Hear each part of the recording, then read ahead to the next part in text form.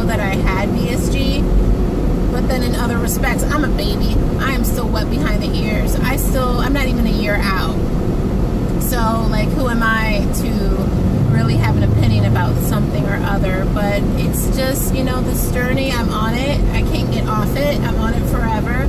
And there are different phases. I'm sure we could revisit this tag in the future, and maybe we'd have the same mind Fs, or we've evolved into the other things that you're going to experience because you are made up of your circumstances and life experiences and things that have happened to you and the way you cope and all that jazz. So far, my biggest mind F, it's weird because I'm a person that I like to plan for all contingencies. I like to know, like, oh, this is a possibility, good to bad.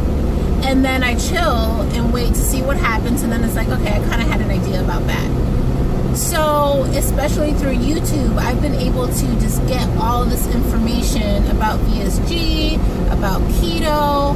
I've been able to properly set my expectations. I feel this is not the right road. Okay.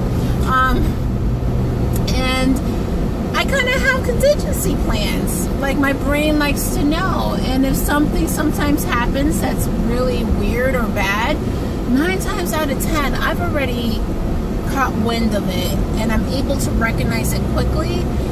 And I can deal with it. So thank you, everybody who vlogs and shares, because you do help. You don't know who you help. You don't know when you help them, but you definitely help them. Thank you, thank you, thank you. My thing has been when ultimately, finally, I realized I always knew I would have to diet. Like, I didn't lie to myself thinking I'm going to have the VSG and I'm going to be able to eat like a normal person. Going into this, I told my husband, I'm like, I'm going to always have the inner fatty, as I call her. I'm always going to have the inner fatty. How could you not? That clicked in my mind, because you live your life X amount of time with the bad habits, with filling your mouth, with coping with so many different emotions with food, that I knew that was going to change. I knew that would be something I'd have to do forever. But, like, for instance, so for me, I would, like, try to be healthy for a spell, get overwhelmed, and then, like, ignore that part, and then try to get healthy for a spell, ignore that part, try to get healthy for a spell, and ignore that part. So I have noticed in my journey that I was 46 weeks yesterday, that I get really tired of everything every so often. The first one lasted a while. It was in January, really February, started coming out of it in March.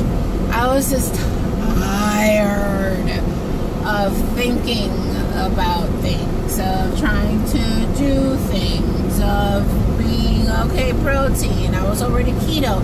Keto was my savior there, because I was actively trying to find the recipes I could eat, try to hit my macros. I didn't know what I was doing, so I got to divert my energy from weight loss surgery, VSG, to keto. And keto felt so foreign because of the fat and how rich the foods were and how delicious everything was, that it really distracted me well, and it made me kind of like buffer the fact that I was so tired of all things VSG. I was over it. Well, guess what, Buttercup? The VSG is going nowhere. Nowhere is it going. Forever. We did this for life. And that's my biggest mind F. It's not... I knew I was going to have to always diet. I knew that it was going to be a lifelong event. But the energy behind that, and then I guess the normal cycle of my body saying, hey, by now, before, you would have taken a break. You would have given up. You would have gone back to the yummy stuff. You would have done a lot of the wrong things. Can we do that? Can we stop? Can we just chill? Can we chill? And it's subconscious, and it's a cycle, and it's something that I know is going to keep rearing its head, because we're infants. A lot of us are infants at this. There's very few people I follow that have been out for so many years, per se. So most of the people in the active community, they're probably 2 years and under out from weight loss surgery. So it's an ugly truth. That energy that's suffocating, that drains the life out of you, that just wants you to stop. For me, that's my biggest death, and I'm prepared to fight it. I'm prepared to acknowledge it and maybe give myself a break at times, but I'm prepared to also be like, all right, you don't rule this house anymore. You need to get to walking, because I have made a choice that will last a lifetime to be healthy, whatever that means. I want to get as low as possible now. I'm still 40 years old. My birthday's next week. And then as I age, obviously, I won't be maintaining that, but I'm going to hold, I don't want regain to really come. There's going to be fluctuations, but like regain. If it comes, I want it to be way later.